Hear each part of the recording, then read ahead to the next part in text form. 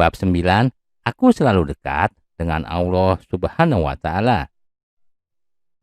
Sesampainya di Madinah, Nabi Muhammad SAW langsung membangun masjid. Masjid ini berfungsi sebagai pusat peribadatan dan pemerintahan. Langkah pertama yang dilakukan Nabi Muhammad SAW di Madinah adalah mempersatukan suku Aus dan Kharaj, serta mempersaudarakan orang Ansar dan Muhajirin. Setelah itu, Nabi Muhammad SAW pun membuat perjanjian damai dengan orang-orang Yahudi dan suku-suku yang berada di sekitar Madinah. Berkembangnya dakwah Nabi Muhammad SAW di Madinah menimbulkan kekhawatiran orang-orang Quraisy. Karena itu, terjadilah Perang Badar. Peperangan ini terjadi pada 8 Ramadan tahun kedua Hijriah. Dengan perlengkapan yang sederhana, Nabi Muhammad SAW dengan 305 orang pasukannya berangkat keluar Madinah.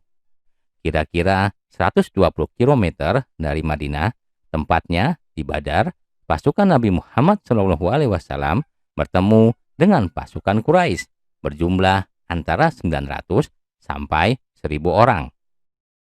Dalam peperangan ini, Nabi dan kaum muslimin berhasil memperoleh kemenangan. Kekalahan dalam perang Badar semakin menimbulkan kebencian Quraisy kepada kaum muslimin. Karena itu, mereka bersumpah akan menuntut balas kekalahan tersebut. Pada tahun ketiga Hijriah, mereka berangkat ke Madinah dengan membawa 3.000 pasukan berunta, 200 pasukan berkuda, dan 700 orang di antara mereka memakai baju besi. Pasukan ini dipimpin oleh Khalid bin Walid. Kedatangan pasukan Quraisy ini disambut Nabi Muhammad SAW dengan sekitar 1.000 pasukan. Pada tahun kelima Hijriah, terjadilah Perang Ahzab atau Khandaq. Bani Nadir yang menetap di Khaybar berkomplot dengan musyrikin Quraisy untuk menyerang Madinah. Pasukan gabungan mereka berkekuatan 24.000 pasukan. Meskipun Mekah telah ditaklukkan, tetapi Bani Thaqif di Taif dan Bani Hawazin di antara Mekah dan Taif tidak mau tunduk. Bahkan mereka menyerang Mekah dan menuntut balas atas perusakan berhala.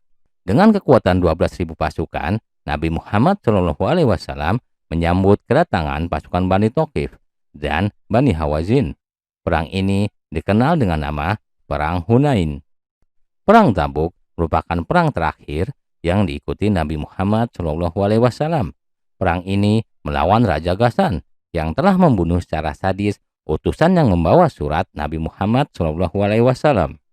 Peperangan ini terjadi di Mu'tah dan Nabi Muhammad SAW datang dengan membawa 3.000 pasukan. Orang-orang Mekah telah membatalkan secara sepihak perjanjian Hudaybiyah. Oleh karena itu, Nabi Muhammad SAW segera berangkat ke Mekah dengan 10.000 orang tentara.